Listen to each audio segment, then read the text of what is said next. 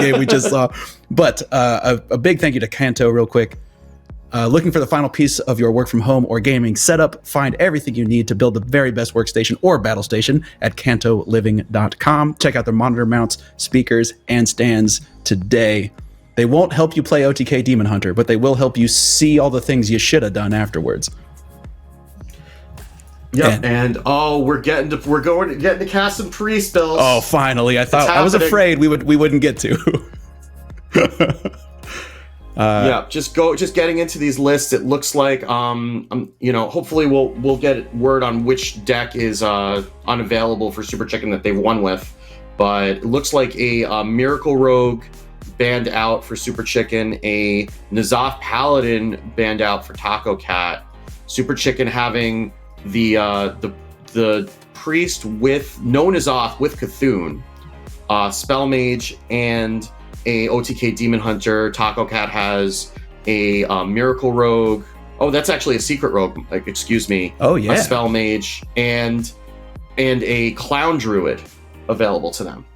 Interesting. And looking at the top end of this priest list, you're already talking about Cthulhu playing an end game. It's not Cthulhu doesn't tend to win games in my experience. It's really just a fatigue accelerant. After you've run them out of everything and then you 30 them. But chances are they have a board, but it's just enough to put you ahead in fatigue. Rogue not interested, I would imagine, in going that far. Rogue hoping to win the game before that turns out to Rogue's matter. Not sitting around waiting for that to happen, for sure. That's definitely not happening. And so with the Shadow Jeweler Hanar in hand for TACOCAT already, I am interested to see how greedy TACOCAT feels like they can be going for, just maximum value off this secret generation. Do a little bit of created by reversal of fortunes there on the priest, and leaving up priest is always just an interesting, just from before the match even started, banned strategy. Leaving up priest is a bold strat to begin with. Yeah, though this looks like a target priest lineup. I mean, N'Zoth Paladin, Clown Druid generally can get there over priest just because you just don't have enough removals to deal with 4 waves of Carnival Clowns usually, especially if they're in succession. Right. Spell Mage can just burn you down, and I guess this secret, I'm not as familiar with the secret rogue against the priest, but you do have enough damage to get there, and it can provide enough disruption. So maybe that's something that TACOCAT feels comfortable in that matchup. Gonna see this Octobot come down with a Swindle to refill the hand as well, and that's going to be a lot of gas, especially with at least one secret in hand for that Hanar. Oh yeah. Oh, like you get one of these, but you have to give one to TACOCAT, and these are like the definition of double-edged swords. Right. Wicked Stab was going to be the one I was going to advocate. Okay, it looks like it is going to be a Wicked Stab. It's just sort of maybe the least dangerous, and also it's a targeted spell, so maybe you can get some value off your Sethic Veil Weavers, but yeah, you don't want TACOCAT to have that in hand. Yeah. Certainly not with an Octobot on board. Do we ever brain freeze our own Octobot? I guess not. I guess that's the answer is no. But I was wondering if that was ever a consideration, just because there's so much value in the hand. But yeah, I was going to advocate for perhaps prize plundering our own Octobot, but it looks like no on that as well. Just going to remove the pirate. Because like you said, so much value. Yeah. There was a lot of value that was in that hand, and especially with the with Hanar and the secret, with the Jandis, with a free stunner to come off of that. That was a consideration. Flash heal off the palm reading, and we're gonna start trying to find stuff. I mean, Wicked Stab will answer this Octobot now pretty cleanly, and the Holy Smite will deal with the Sparkchoid sheet as well. Oh, interesting. I believe that's Bamboozle is the secret that's up right now. So there's no real threat of triggering that. And looking at the list, the secrets that are run in the list are 2 Ambush, 2 Bamboozle, 2 Dirty Tricks. So without having generated anything, there's no risk of a plagiarism, which would be the risk of a turn like this. Yeah, that's interesting. Running all 6 of the air quotes good secrets. Yes. At least all 6 of the typical secrets, should I say? And then just happy to generate, maybe you do need a plagiarizer or a shadow clone or something like that. You'll probably get it off the Shadow Jeweler. It is just going to be a man crick this turn. Just going to go ahead and use the dagger and prize plunder to clear off the Sethic Veil Weaver. No buffs committed for Super Chicken, so this now goes into the Raised Dead pool. which we see on the far left there. Yeah. Initiation to get a Mankrik is pretty decent. You do have a Raised Dead in hand, so that when this Mankrik dies, you could get more Mankriks of your own, which has some value. Mutanus is an option for Super Chicken going forward. So these are pretty decent hits off of the Jandis. Even going to use the Stunner as a scuffed Shadow Step to send the Jandis back to hand and just generate more value. Yeah, there's nothing on that card that says it has to be an enemy minion. You can just go ahead and bounce back your own Jandis if it's Mutanus strikes. I see the Mutanus has expensive tastes. Yes. Just only your finest, most well-aged 7-mana Jandis, please.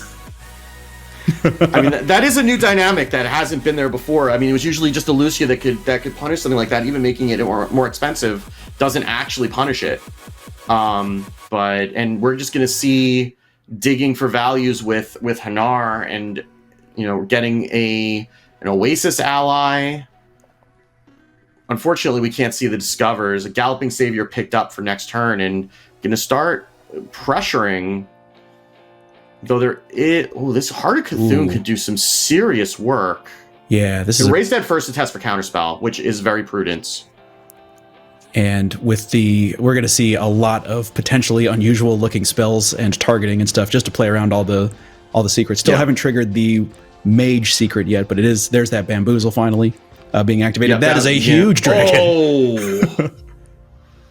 Oh, the new secret, Judgment of Justice, sets the attack and health to 1. So this Mankrik is going to get eaten alive by this dragon. Oof. So that was a flash heal that was done.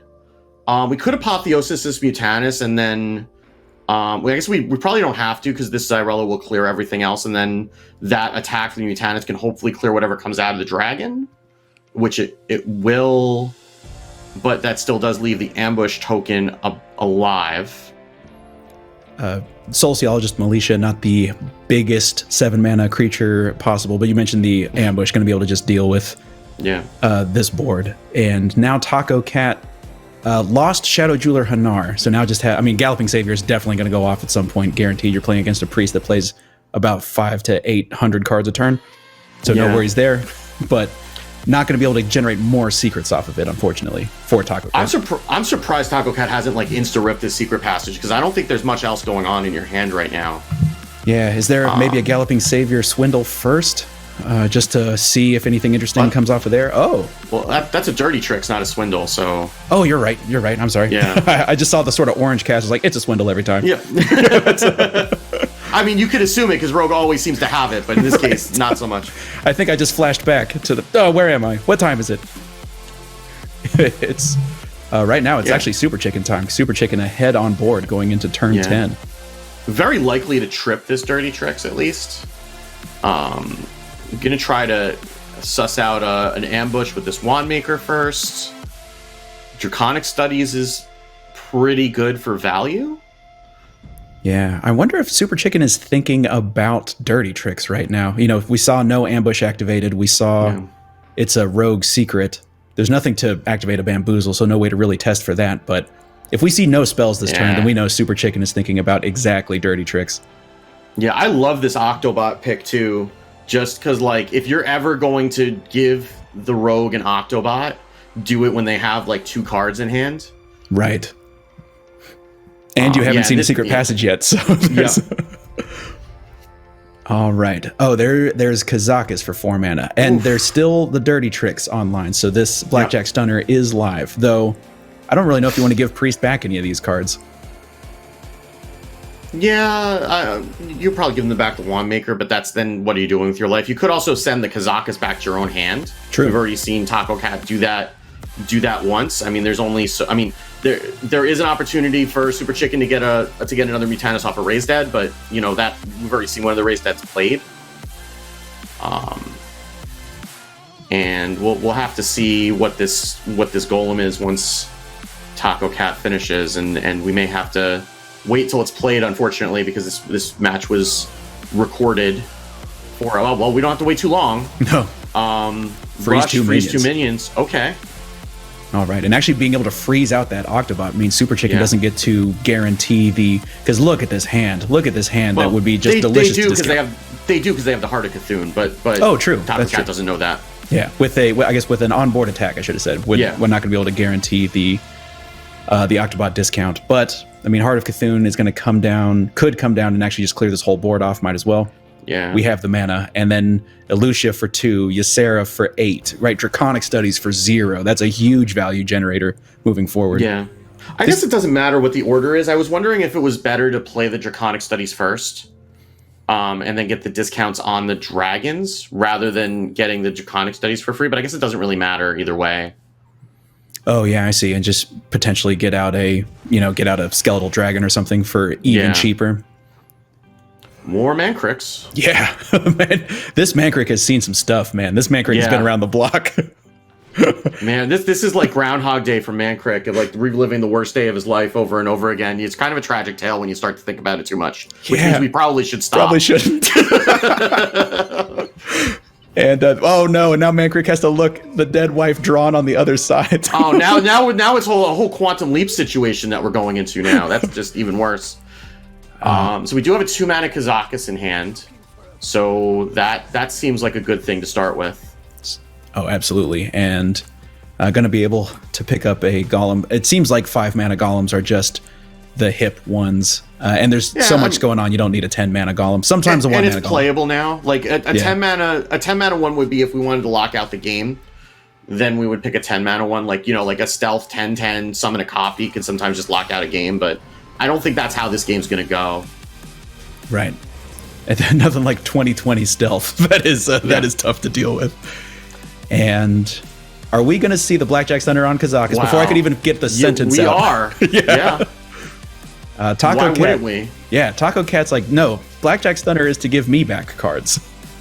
Sure, it can get stuff out of the way. It's an excellent tempo tool. But if Priest isn't going to play any creatures, I'll just do 4 Shadow Steps, basically. But not exactly. Yeah. We could like Death Runaway Blackwing.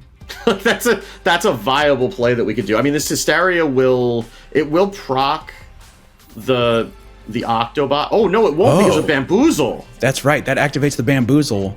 Oh no, it will because it didn't go that way. Oh, it didn't actually hit the Octobot. Interesting. So that actually bamboozled. Wait. Yeah, so the Bamboozle still goes off. It's not TACOCAT's turn, so Bamboozle still goes off when one of his creatures is attacked. But the Octobot, now going down to your point, is really kind of unfortunate there for Super Chicken. And now, but I mean, this is just a huge Blackwing, and this must be dealt with. Yeah, and I mean, I guess you could try to get like a 1-mana Poisonous off this Kazak, or a 5-mana Poisonous even off this Kazakus. Like Poisonous, deal 3 would deal with it. I would definitely be interested in that. Does the +2/+2 get there? 3/6? No, it does not. It does not with what's on board. Oh, yeah, no, never mind. You just roll the perfect golem and then you just deal with it. It's fine. Like, why would anything else come off of that? Oh my gosh, and a Shadow Step. More golems. TACOCAT not done just in the craftatorium for these golems. And I mean, Super Chicken is having to use cards to deal with. Oh, this is a bold Elucia and doesn't have full mana either. Super Chicken wants their own golems, is what they're saying, and I don't blame them. And going to be able to dump out this Wicked Stab. I assume this is a 1-mana golem, right? I would imagine this is a 1-mana golem because, like, you really want to be able to get as much value out of this hand as you possibly can, and TACOCAT can't do the reverse because most of the cards in the hand give the player who plays them more cards. Yeah. And so this is a really good Elucia turn here. Yeah, this is definitely a 1-mana golem here. Taunt, freeze an enemy minion, sure. Yeah, might as well. And actually has the opportunity to just oh my gosh, Super Chicken can Spark Joy cheat with that Oasis ally. Not going to do it, but that option was there. Yeah. Wildfire is just a complete whiff to give back to TACOCAT. Like, your daggers can't actually take advantage of that damage, and even get a secret passage. So that 1-mana golem was just to give them a bad golem, and then just going to burn the secret passage as well. Yeah, this was really, really well executed from Super Chicken. And we saw from that secret passage activation that TACOCAT is down to about 4 cards left in deck. With that draw, 3 cards left in deck. So just not a lot of resources left for TACOCAT, and seeing. But now TACOCAT has a chance to swing back, and it's Samuro time. You can set up the Elucia turn as well as you want, but you cannot control that one draw that the other player gets. And in my experience, it almost always is the card you most do not want them to draw. Nothing will get them to draw the perfect card like you not wanting them to. I wouldn't be surprised if Super Chicken said, as long as they don't draw Samuro Apotheosis, I'm in good shape. Yeah, and TACOCAT being very careful to play the Sethic after the Apotheosis, just to not put more cards back into Super Chicken's hand.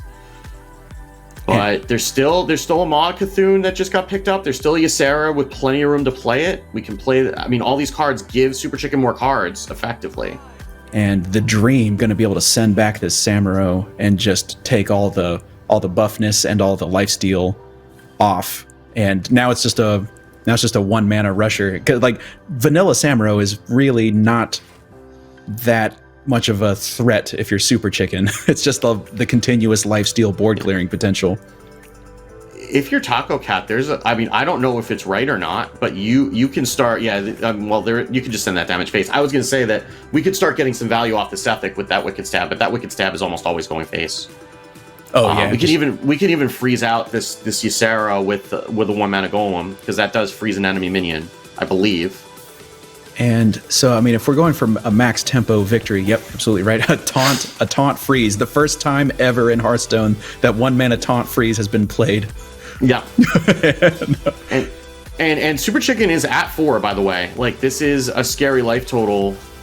Even like dead on board, but even without being dead on board, I mean, the Ysera Awakens will deal with most of this board.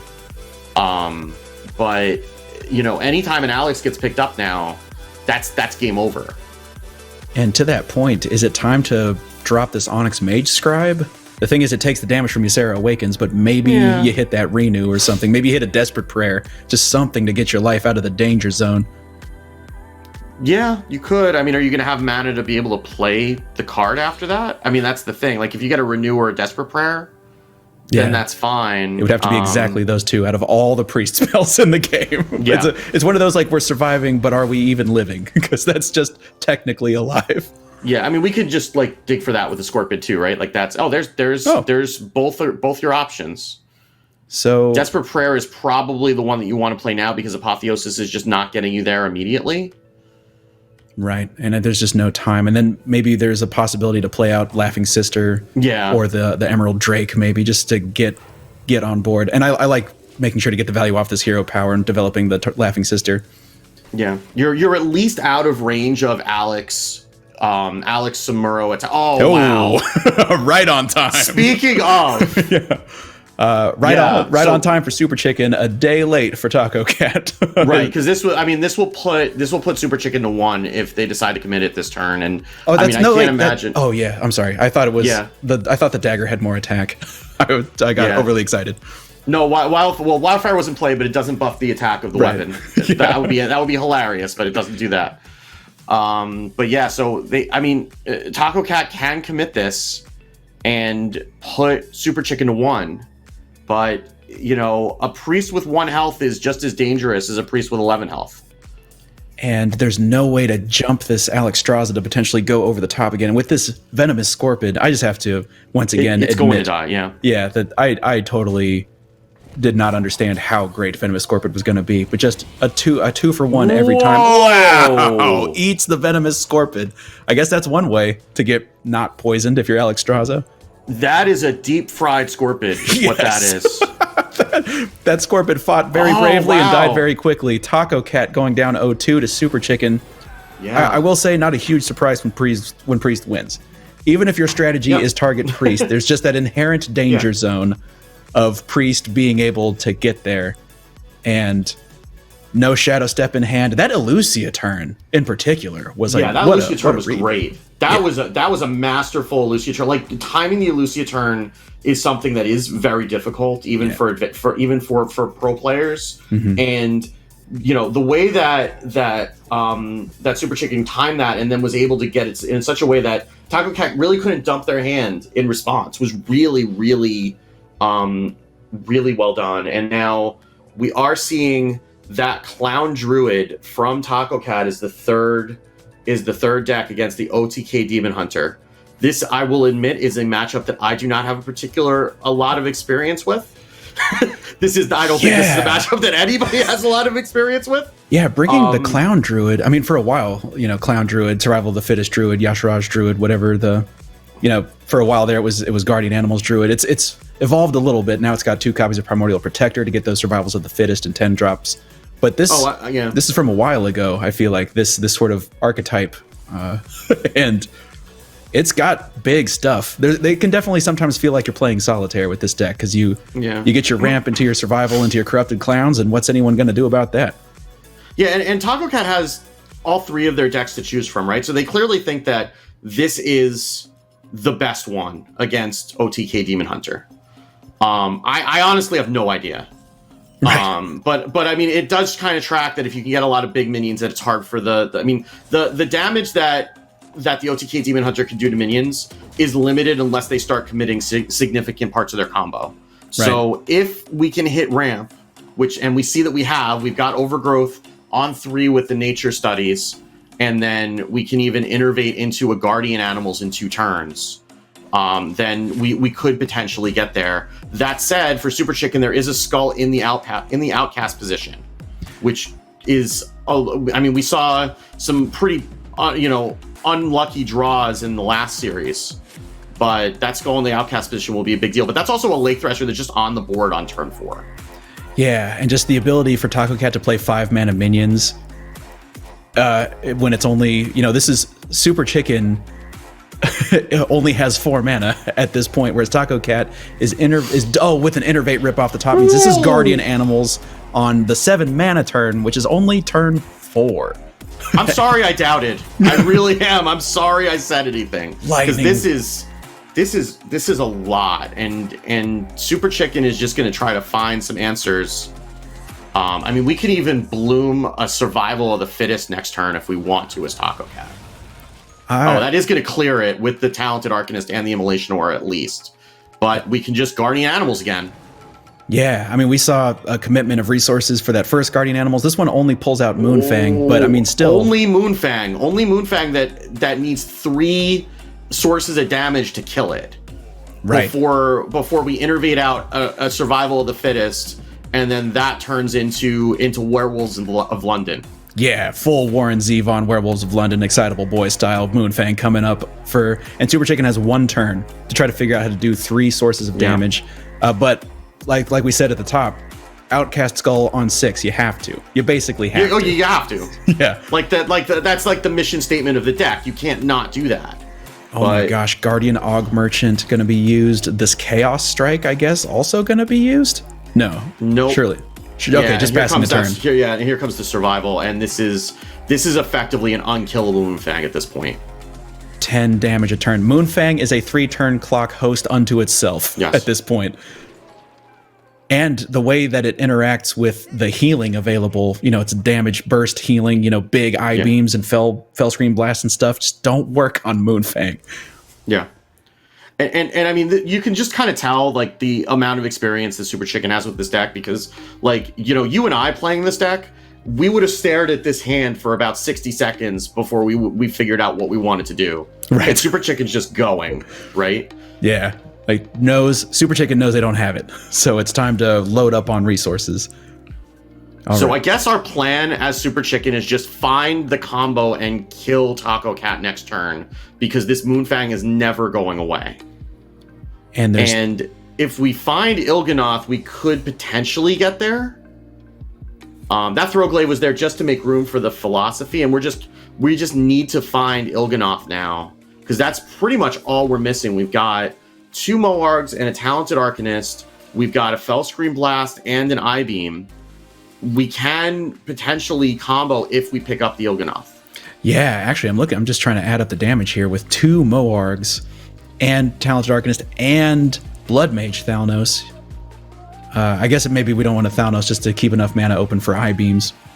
Yeah, it depends on how much, but we have 2 Fellscream Blasts also. Yeah. So, gosh, the biggest Twilight Runner and an animated broomstick to be able to get additional draws immediately. If you're TACOCAT, I think you attack with the Twilight Runner just to go ahead and get the 2 draws. Yeah, you also don't want to take any unnecessary damage. Right? Like, you don't want to make the combo... I guess they disagree. I guess this one damage doesn't really move the needle.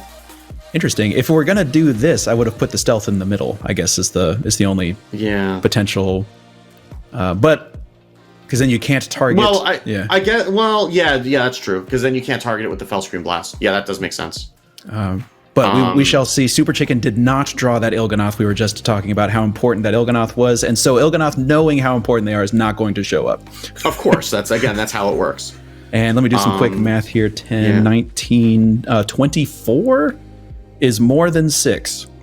Yeah, but not without an Il'gynoth, it's not. And I think that's also the reason for not attacking, is this stealth represents lethal. So you're forcing Super Chicken to remove this 9/8 without, and the Moonfang, without being able to target the stealth minion, right?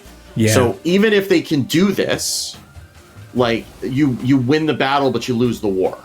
Because like you can see all these combo pieces that are being used now, and like Talented Arcanist and Immolation Aura will clear, but like look at what's left in the hand now. Ooh, Skull off the top is potentially a big draw. Skull is good, assuming that it's playable next turn. And this is just going to be 3 clowns is enough. Coincidentally, also 24 damage. And Philosophy is just... I mean, I guess you can play out... You have to play out one of the Moargs if you're doing this, and that uses up the Fell Screamer discount. That's right, because these aren't permanently discounted by any means. They're not Skull discounted. They are Fell Screamer discounted. So all those Moargs go back to full retail. This Skull hits There's Il'gynoth. The Il'gynoth. And a day late Moarg. and $1 short. Yeah, just not enough mana to do anything. We saw a huge commitment of resources in the last turn with a lot of the spell damage being used, and so little healing coming off of it. Usually when you see that much spell damage used by a Demon Hunter, they're healing to 30 as well, which would have survived the 24 attack we see coming in. But I wonder if you get there, I mean, since you've already played this Moarg, I wonder if you can just get there to remove one of these clowns and heal up enough with the I-Beam, and you just hope that the other survival isn't in hand. That's true. +1 spell damage and an I-Beam will do 8 damage alongside the Moarg. Yeah. So that would remove 8, heal 8. You'd take 16, but you'd heal to 20. So as long as there's not another survival of the fittest in hand, which we can see there isn't. Yeah, I guess we have to.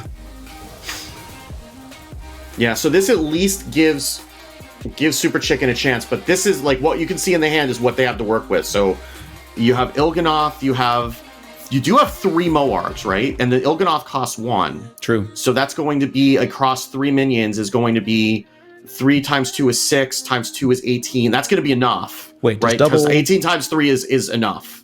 That's how math works. That is 18 times 3. Yep, that'll do it.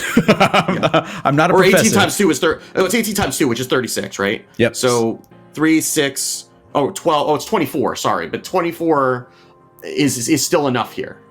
Oh, there's not enough mana. I wondered if there was a way to double Lightning Bloom to get out this other survival of the fittest, but there actually isn't, which means Super Chicken has gotten there. It looks like it. Yeah, Super Chicken going to be able, like this 1 point of armor, 24 is one of the most sought after breakpoints when you're playing against OTK Demon Hunter. Like if the combo looks kind of fair, it's probably around 24 damage. And actually with this, TACOCAT has, I'm just looking through the list right now, there's no healing in here.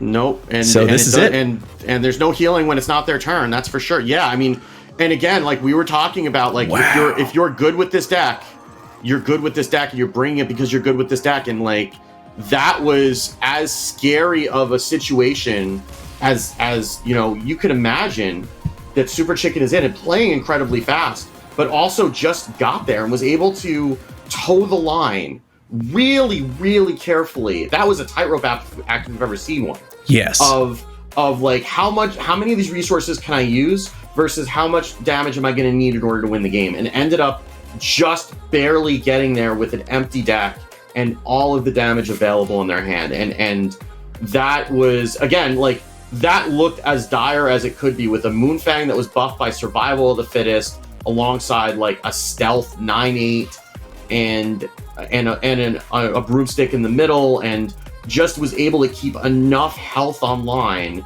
to be able to buy enough time to get there and really, really expertly play. That was like a clinic on OTK Demon Hunter. This is the reason that I don't bring that on ladder, and I don't try to bring that to tournaments, because I would have just cried about halfway through the game. And that does raise an interesting point. Super Chicken doing a fantastic job, obviously demonstrating mastery and a lot of reps. It's one of those. That's a deck that you gotta. A lot of that, you're talking about the speed of play. A lot of those calculations have to pretty much be instinct, right? You have to look at your cards and just say like, okay, this is 24, I'm there, or this is not 24, I'm not there, and then be able to proceed to do a big draw turn or a survival turn, something like that.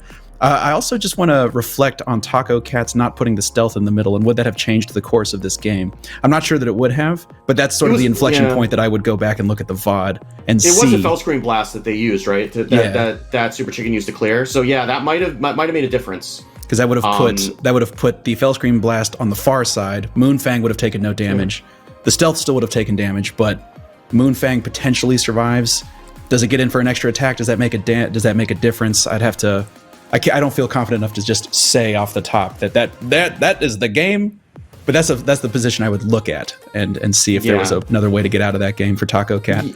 Yeah, and I mean that's like at games at this level, like tiny little positioning decisions like that sometimes win games. Like that was a very, very tiny detail that we were looking at, and something that when you're playing you may not even think about. Yeah. And then, but that is something that just kind of leaves that tiny window open sometimes. And maybe that I would have to go back and do the math, and doing math while talking about Hearthstone is not something that is necessarily my strong suit. I don't really feel like I am fairly good at math, but I don't feel like embarrassing myself. With poor math. I already did that once when we were trying to calculate the lethal. But that is something that you do need to look at and kind of think about what their outs could be. But it's a lot harder when you're not the one playing the deck, because you know, as the one playing the deck, you know kind of exactly what they do and how much they can heal. And it might have just seemed like that looked like a checkmate, right? Like when you and I are looking at at that board, that looks like a checkmate. As the Druid player, it may look like a checkmate. As the OTK Demon Hunter, you can always kind of find opportunities, that are hiding in the trash, as it will. And speaking of trash and also of recycling, we want to thank our sponsor, Ncorp. If you want a fast and easy way to recycle that energy drink or can of pop or juice box you just finished off, use Return It Express. There's no sorting, no lineups. No handling cash. The refunds are deposited right into your online account. You just drop off your empties at an Express depot near you, and you go. And sign up is really easy. Just head to returnit.ca/express to give your empties a second life. And thank you very much to Ncorp for making this tournament possible.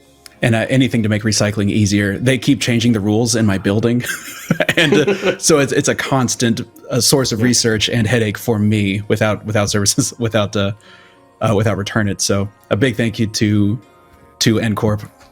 We are going to go to a quick break while we resolve the rest of the top 8 bracket. A big congratulations to both Shinigami and Super Chicken for making it out with their lives intact. We're getting into the danger zone here. We're getting into top 4. It's starting to be for a lot of marbles. Yeah. The money is real. The pressure is real. And these players have had a very long day.